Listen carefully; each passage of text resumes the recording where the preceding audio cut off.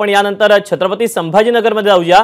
संभाजीनगरच्या क्रांती चौकात भाजप आणि महाविकास आघाडीचं आंदोलन समोरासमोर होतंय, त्यामुळे तगडा पोलीस बंदोबस्त तैनात करण्यात आलाय। आपण याबद्दलचे अपडेट जाणून घेऊ। कृष्णा केंडे आपल्या सोबत आहे। कृष्णा, आता आपण पाहिलं तर भाजपाचं आंदोलन या ठिकाणी सुरू झालंय। छत्रपती संभाजीनगर शहरामध्ये महाविकास आघाडी आणि महायुती या दोघांचं देखील आंदोलन आहे। महायुती सद्बुद्धी दे अशा पद्धतीचं म्हणतंय, कारण की छत्रपती शिवाजी महाराजांच्या पुतळ्याचं राजकारण न करण्याची सद्बुद्धी दे, तर दुसरीकडे महाविकास आघाडी जोडे मारा आंदोलन करते आहे प्रकरणावरून। आता हे आपण दृश्य पाहतो ते भाजपाचं या ठिकाणी आंदोलन आहे आणि ते आता सुरू झालेलं आपल्याला पाहायला मिळते। घोषणाबाजी देखील आपल्याला पाहायला मिळते आहे।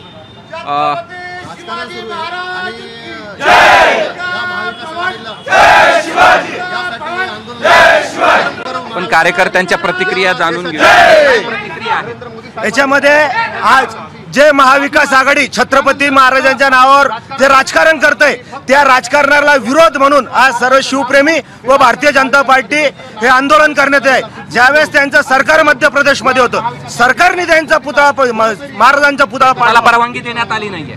परवानगी दिली, आम्हाला शिवप्रेमींना परवानगीची आवश्यकता नाही। मला परवानगी देण्यात आली नाही। परवानगीची गरज नसती। आम्ही शिवप्रेमी आहोत, शिवभक्त आहोत। आम्ही वाटेल तिकडे जाऊन आम्ही बोलू शकतो, मनातली प्रक्रिया आम्ही पुढे मांडू शकतो।